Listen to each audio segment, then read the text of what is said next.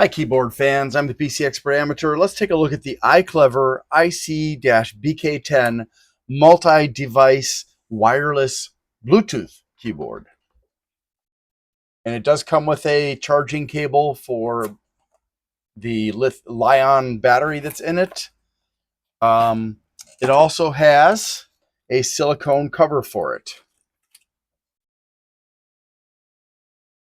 Note that on the F and J keys, there is a modest protrusion on each, but the protrusions are extremely minimal and are close enough to the edge that it's hard to differentiate that there is anything there. So it makes it harder to orient your fingers correctly if you're a touch typist like me.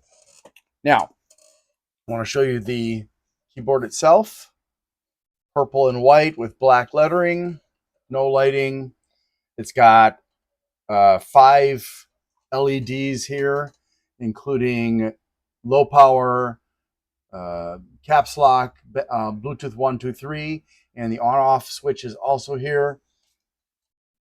It's got 1, 2, 3, 4 rubber feet. No, 5 rubber feet. And I'm not sure what that is for. I'm assuming it's ventilation because there is no speaker in this thing. It is designed to support both Windows and Mac with the appropriate symbols on those 2 keys there.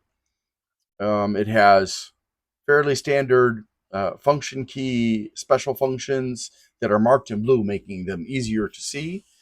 The function key, unfortunately, is over here on the left when it should be on the right because it gets in the way when it's on the left. I think they did that because they put these arrow keys here, which makes it, this is not going to be a good keyboard for gaming, especially if you want to use the arrow keys, because while the left and right arrow keys are large, the up and down arrow keys are very small.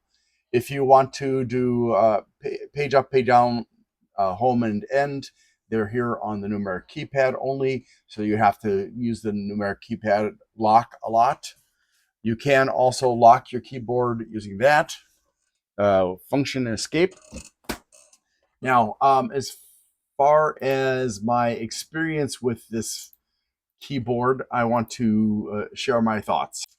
So first of all, I like the idea of the silicone cover, but frankly, it makes it harder to type accurately. Once I removed it, it was much easier to type. Now, given that this is an extremely slim keyboard, I had to prop it up on my wrist rest so that I could access the keys, and it was comfortable for me. If I hadn't done that, it would have been much less comfortable.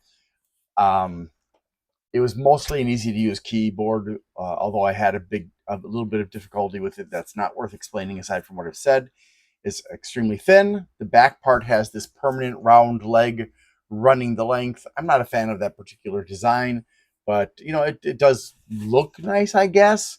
But I don't buy keyboards for look. I buy them for function, for what matters.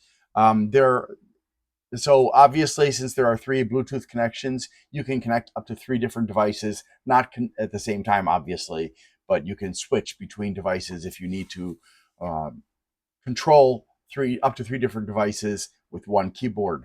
And like I said, it works with Apple. It also works with some other operating systems.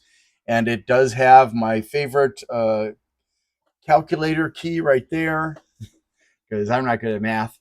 Overall, if you're into a slim keyboard and need multiple Bluetooth connections, this is a good choice for most OSs, but I don't recommend this unless you're not a touch typist. Thanks for watching, and I hope you have a great day. I need to ask for your help. Things have been challenging. Whose life hasn't been challenging lately?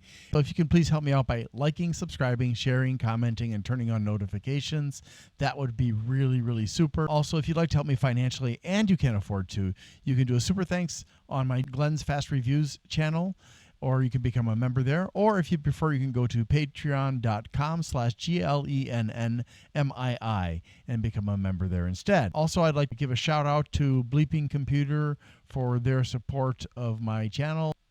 If you need resources for computers, for getting rid of malware and learning about cybersecurity and stuff, Bleeping Computer, BLEEPING computer.com is a great resource. Thanks so much for watching and have a great day.